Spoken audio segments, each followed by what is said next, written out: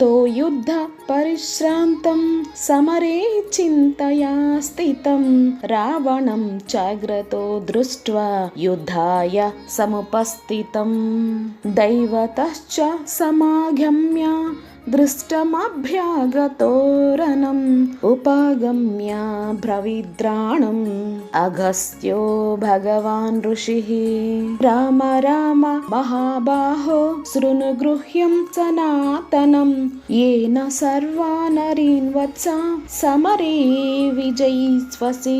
Hi hello నమస్తే, welcome back to our channel Vasudev కుటుంబం. అందరికీ నమస్కారం అండి.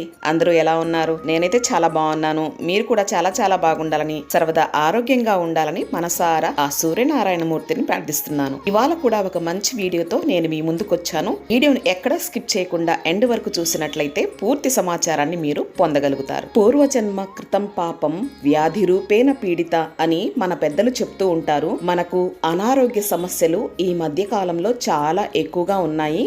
అలాగే మనకు ఉన్న అనారోగ్య సమస్యలను తీర్చే ఏకైక దీపం ఈ గోధుమలతోటి దీపారాధన. మాఘమాసంలో సూర్యారాధనకి చాలా ప్రాముఖ్యమైనది. అలాగే మాఘ స్నానాలు కూడా చాలా విశిష్టమైనవి. భగవంతుడు తన ఉనికిని చాటడం కోసం ప్రత్యక్ష దైవమైన సూర్య భగవానుడు తన గమనాన్ని సాగిస్తూ ఉంటాడు. ఆయన ఆరోగ్య ప్రదాత.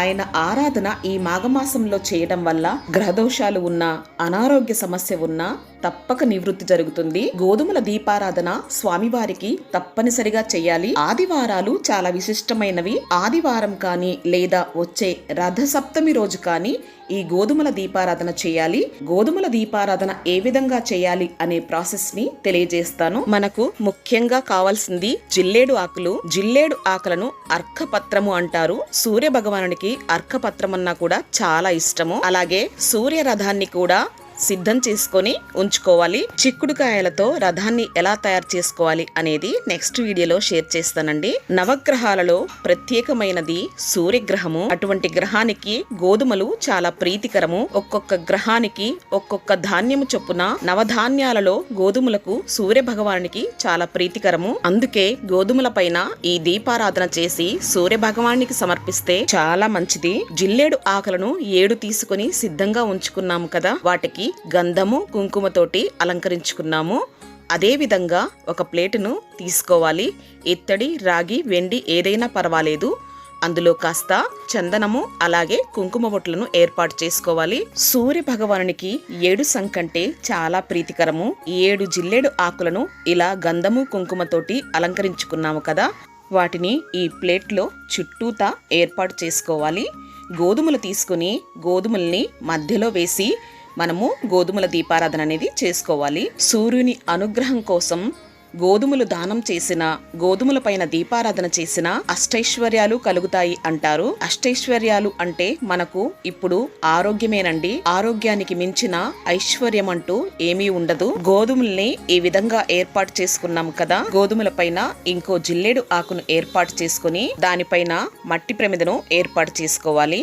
మట్టి ప్రమిదకు కూడా చుట్టూ గంధాన్ని కుంకుమను అలంకరించుకుని నువ్వుల నూనె కానీ ఆవు నేతిని కానీ ఇందులో వేసుకోవాలి. ఎరుపు రంగు ఒత్తులను ఉపయోగించి దీపారాధన చేయాలి. చాలా మంచిదండి. ఒకవేళ మీ దగ్గర ఎరుపు రంగు ఒత్తులు లేకపోతే తెలుపు ఒత్తుల్నే కాస్త కుంకుమ పన్నీరు కలిపి ఒత్తుల్ని నానబెట్టి అలాగే ఆరబెట్టామనుకోండి, ఎరుపు రంగు ఒత్తులుగా మారతాయి. ఇందులో సూర్య భగవానునికి ఇష్టమైన నామాలు 12 ఉన్నాయి. 12 ఒత్తులు వేసుకోవచ్చు. లేదా సూర్య భగవానునికి ప్రీతికరమైన సంఖ్య 7 గనక 7 ఒత్తుల్ని కూడా వేసుకోవాలి. 2 ఒత్తుల్ని కలిపి ఒక ఒత్తిగా చేసి నేను ఇలా 7 ఒత్తుల్ని తయారు చేస్తున్నాను. ఎరుపు రంగు పుష్పాలు కూడా స్వామివారికి ప్రీతికరము. ఇవాళ రోజున ఈ దీపాన్ని వెలిగించి స్వామివారిని ఆదిత్య హృదయాన్ని కానీ లేదా 12 నామాలతో కానీ సేవిస్తే చాలా మంచిది. రథసప్తమి రోజు ఈ దీపారాధన చేయండి. చాలా చాలా మంచిది. సర్వరోగ నివారిణి అంటారు. గోధుమలపైన దీపారాధన చేయడము, అందుకు సూర్య భగవానుని ఆరాధన చేయడము, అలాగే సూర్య నమస్కారాలు చేయడం కూడా చాలా చాలా మంచిదన్నమాట. రథసప్తమి రోజు ఈ దీపారాధన వెలిగించలేని వాళ్ళు ఆదివారాలు కూడా వెలిగించవచ్చండి సూర్య భగవానునికి. అందులో మాఘమాస 5 ఆదివారాలు చాలా విశేషమైనది. తప్పనిసరిగా రథసప్తమి మిస్ చేసుకున్న వాళ్ళు ఈ గోధుమల దీపారాధన ఆదివారాల్లో ఏదొక వారము ఈ దీపారాధన వెలిగించి స్వామివారి అనుగ్రహము పొందండి. ఈ విధంగా పుష్పాలతో అలంకరించుకుని ఏకహారతితో ఈ దీపారాధన అయితే వెలిగించుకోవాలి.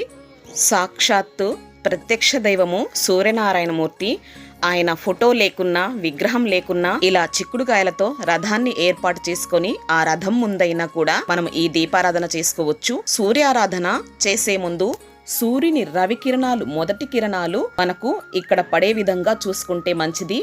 ఈ దీపారాధన అనేది గ్యాలరీలో కానీ లేదా తులసి కోటకి ఎదురుగా కానీ, లేదా అది కుదరకపోతే సూర్యుని మొదటి కిరణాలు ఎక్కడ పడతాయో అక్కడ చేసుకోండి. అవి కుదరలేదు అంటే పూజా మందిరంలో చేసుకుంటే చాలా మంచిదండి. ముందుగా గణపతి ప్రార్థన చేసి ఆ తర్వాత ఈ పూజ చేసుకోండి. సాక్షాత్తు వెలుగుతున్న దీపము ఆ 7 గుర్రాల మీద నడిచి వస్తున్న సూర్య భగవానునిగా భావించి స్వామివారికి నమస్కరించుకోవాలి. రథసప్తమి రోజు స్వామివారి చిక్కుడు ఆకుల మీద పొంగలిని నివేదన చేస్తారు. అలాగే రథం ముగ్గును వేసి స్వామివారి ఆహ్వానిస్తారు. అవన్నీ ఈ వీడియోలో షేర్ చేయలేకపోయాను, వీలుంటే తప్పకుండా షేర్ చేస్తాను. ఈ విధంగా స్వామివారికి హారతి కర్పూరాన్ని సమర్పించాలి. ప్రసాదంగా స్వామివారికి ఇవాళ రేగుపళ్లను అలాగే సపోటాలను నివేదన చేస్తున్నాను. మాఘస్నానం ఏ విధంగా చేయాలి, ఏ వస్తువులతో చేయాలి, అలాగే రేగుపళ్ళు మాఘమాసంలో అలాగే సూర్యారాధనలో ఎందుకు ఉపయోగిస్తారు, అలాగే అర్కపత్రాన్ని ఎందుకు ఉపయోగిస్తారు, ఇవన్నీ విశేషాలు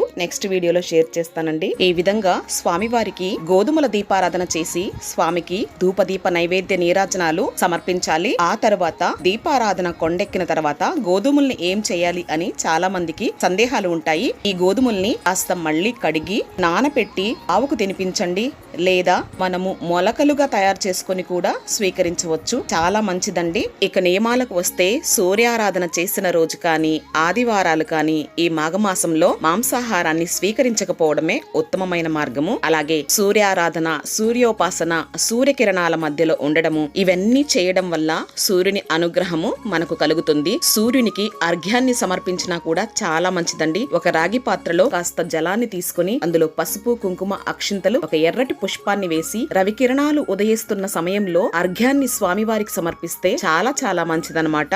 అనారోగ్యాలు, గ్రహదోషాలను నివృత్తి చేసే గోధుమల దీపారాధన ఈ విధంగా చేయాలండి. అనారోగ్యంతో ఉన్నవారు ఈ దీపారాధన చేయడం వల్ల చక్కటి ఆరోగ్యం లభిస్తుంది. ఇదండి ఇవాళటి వీడియోలో గోధుమల దీపారాధన సూర్య భగవానునికి సమర్పించడం వల్ల, దీపారాధన చేయడం వల్ల ఎలాంటి ఫలితాలు లభిస్తాయి, అలాగే పాటించవలసిన నియమాలు ఏంటి అనేది ఈ వీడియోలో మీ అందరికీ తెలియజేశాను.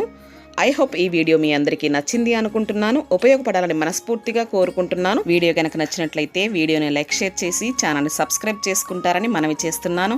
అలాగే పక్కనున్న బెల్ ఐకాన్ని క్లిక్ చేసి ఉంచుకుంటే నేనెప్పుడు వీడియో పెట్టినా మీకు ముందుగా నోటిఫికేషన్ అనేది అందుతుంది. సూర్య భగవాను అనుగ్రహం వల్ల మనందరికీ ఆరోగ్యాన్ని ప్రసాదించాలని మనస్ఫూర్తిగా కోరుకుంటూ మరి మరో చక్కటి వీడియోతో నేను మీ ముందుంటానండి. నేను మీ సులోచన. అంతవరకు సెలవు. నమస్కారం. స్వస్తి.